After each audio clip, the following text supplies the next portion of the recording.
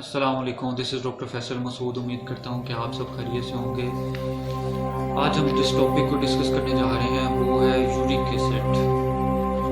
याद रखें, जब हम अपनी खुराक को बैलेंस में नहीं लेते, हम एक ही चीज़ को ज़्यादा इस्तेमाल करते हैं, वो चीज़ों को हम छोड़ देते हैं, तो हमारी बॉडी में किसी चीज़ की कमी हो जाती है और किसी चीज़ की ज़्यादती हो जाती है, और जो फिर किसी न किसी बीमारी की अलामतों की शक्ल में हमारे सामने आती है। तो यूरिक एसिड में भी कुछ ऐसे ही होता है। जब हम दालों का, चावलों का इस्तेमाल और रेड मीट का इस्तेमाल बहुत ज़्यादा करते हैं, तो अक्सर लोगों में 30+ एज में अब तो ये स्टार्ट हो गया है, उनका यूरिक एसिड बढ़ना शुरू हो जाता है। यूरिक एसिड कब बढ़ता है? जब बॉडी में से फासद मादे यानी कि यूरिक एसिड जो होता है, ये इसका अखराज नहीं हो पाता। ये काम किडनी का होता है, गुर्दे इस काम को अंजाम देते हैं कि इंसान के जिस्म के अंदर जितने भी फासद मादे होते हैं उसको पेशाब के रास्ते जिस्म से खारिज कर देते हैं। लेकिन कुछ लोगों में ऐसा होता है कि वो अगर अपनी खुराक को इम्बैलेंस लेके चल रहे हों तो उनमें ये बैलेंस थोड़ा सा डिस्टर्ब हो जाता है और गुर्दे पेशाब के रास्ते प्रॉपर उन फासल मादों को खारिज नहीं कर रहे होते, और वो फिर वही फासल मादे इंसान के खून में जिस्म के अंदर आके और मुख्तलिफ किस्म की जो तकलीफें होती हैं, दर्दें पैदा करते हैं, मुख्तलिफ अलामात पैदा करते हैं। अब मैं आपको बता दूँ कि यूरिक एसिड की कुछ अलामतें क्या होती हैं। बहुत सारे लोग ऐसे होते हैं जो सिर्फ और सिर्फ दर्द की गोलियाँ लेके इस तरह से इस मर्ज को इग्नोर कर रहे होते हैं। शायद उन्होंने कभी इसको डायग्नोज ही नहीं करवाया होता और सेल्फ मेडिकेशन के साथ पेन किलर लेके वो गुजारा कर रहे होते हैं। सुबह के टाइम जब उठते हैं, अलामतें आपको बताने लगा हूँ, सुबह के टाइम जब उठते हैं एड़ियाँ बहुत ज़्यादा खिंची हुई होती हैं, एड़ियों में दर्द होता है और अनइजीनेस सी होती है बॉडी में खिंचाव सा भी हो सकता है कुछ लोगों में ये भी अलामत पाई जाए। बाकी ये जो छोटे जोड़ उंगलियों के होते हैं, हाथ की उंगलियों में, पैरों की उंगलियों में भी दर्द होता है, और जो टखने होते हैं, नी होती है जिनको गोडे बोलते हैं, इन जगहों पे भी घुटनों में दर्द होता है।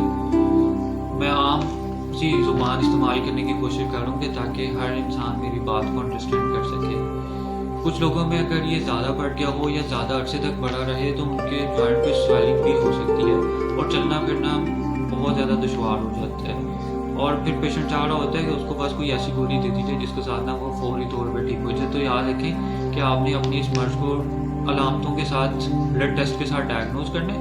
अगर आपका यूरिक एसिड हाई आ रहा है तो आपने इसको दर्दों की मेडिसिन नहीं लेनी, आपने यूरिक एसिड को नॉर्मल रेंज में लेके आना है। और कुछ लोग ऐसे भी होते हैं, वो ऐसे मेडिकल स्टोर से ले लेते हैं कि यूरिक एसिड हाई आया है तो उसको कम करने की मेडिसिन देते हैं। तो याद रखें, वो भी आप डॉक्टर के इंस्ट्रक्शन के बगैर कभी भी इस्तेमाल ना करें। बहुत सारी मेडिसिन आपकी किडनी को डिस्टर्ब कर सकती हैं और आपके लीवर फंक्शन को मज़ीद डिस्टर्ब कर सकती हैं, आपके लीवर को डैमेज भी कर सकती हैं अगर आप लंबे अरसे तक कोई ऐसी मेडिसिन सेल्फ मेडिकेशन करते हैं। तो अब हम इसमें कुछ एहतियातें डिस्कस कर लेते हैं। सबसे पहले आप याद रखें कि आपने दालों और चावल को बैलेंस में लेके आना। अगर बहुत ज़्यादा इस्तेमाल करें तो उसका इस्तेमाल कम कर दें। पानी का इस्तेमाल ज़्यादा रखें। वाटर इनटेक आपकी, अगर गर्मियाँ हैं तो ज़्यादा होनी चाहिए, अगर सर्दी का मौसम है तो कम से कम 8 गिलास लाजमी होने चाहिए। गर्मी में आपने ज़्यादा से ज़्यादा पानी पीना है, क्योंकि गर्मी में आपको यूरिन भी आएगा, आपको पसीना भी आएगा। तो जितनी आपकी वर्किंग है आप उतना ज़्यादा से ज़्यादा 2 लीटर, 3 लीटर, 3.5 लीटर पानी का इस्तेमाल कर लें। जितना आपको पसीना आ रहा है उसके मुताबिक आपको पानी का इस्तेमाल भी करना है। आप इसके अलावा रेड मीट मना है, लेकिन आप मछली और चिकन खा सकते हैं, उसका परहेज़ नहीं है। दाल चावल इन चीज़ों का इस्तेमाल ज़रा बैलेंस में लेके आएँ, इसको बहुत ज़्यादा इस्तेमाल ना करें। साग और पालक ये चीज़ें भी कुछ लोगों में डिस्टर्ब करती हैं, इससे भी थोड़ा परहेज़ कर लें। ये मैं आपको कुछ आम सी चीज़ें जो हैं, आम से परहेज़ है वो बता रहा हूँ। पानी का इस्तेमाल आपने ज़्यादा करना है और इन चीज़ों से परहेज़ करना है। और इसके अलावा वॉक को अपनी आदत बना लें। 24 घंटे में 30 मिनट्स यानी कि 30 मिनट पैदल चलने की आदत डालें, और पैदल ज़हनी तौर पे तैयार होके चलना है। ज़हनी तौर पे आपने रेडी होके चलना है कि मैं ये वॉक का टाइम है। कुछ लोग होते हैं वो कहते हैं कि हम सारा दिन चल रहे हैं, हमारा काम ही ऐसा, हमारी जॉब भी ऐसी, हमारी वर्किंग ही ऐसी है। तो याद रखें कि जब भी आपने वॉक करनी है ना, वो स्पेशल आपने वॉक के लिए मेंटली प्रिपेयर होना है कि मेरा ये वॉक का टाइम है, मैंने वॉक करनी है। ठीक है, इसके बाद हम होम्योपैथिक सिस्टम में इसकी बात करते हैं कि हम यूरिक एसिड को कैसे ट्रीट कर सकते हैं। तो याद रखें, होम्योपैथिक सिस्टम में जदीद रिसर्च अद्वियात मौजूद हैं। हम डायरेक्टली कभी भी पेन के ऊपर फोकस नहीं करते।